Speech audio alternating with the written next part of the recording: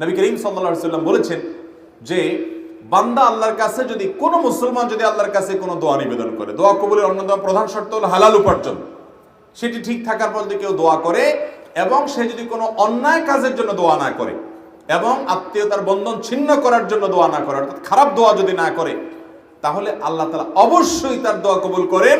সেটার তিনটা প্রক্রিয়া আছে। এক, সে যা চাইছে আল্লাহ তাআলা সেটাই দিয়ে দিয়েছেন, হয়তো একটু আগে বা পরে। দুই, আল্লাহ তাআলা সে যা চাইছে সেটা দেন নাই, কিন্তু আল্লাহ রাব্বুল আলামিন এর বিনিময়ে তাকে আজর পুরস্কার কিয়ামতে এমন দিবেন যেটা এর চাইতে অনেক বড়। তিন, আল্লাহ রাব্বুল আলামিন তার দোয়াটা যেটা সে চাইছে হুবহু সেটা দেন নাই, কিন্তু আল্লাহ তাআলা তার বিনিময়ে তার এমন ক্ষতি থেকে তাকে হেফাজত করেছেন যেটা সে দোয়ায় উল্লেখ করে নাই। তিনও ভাবে তার দোয়া কবুল হতে পারে। অর্থাৎ ইমানদারের দোয়া এটা বিফলে যায় না যদি সে শর্ত পূরণ করে দোয়া করতে পারে।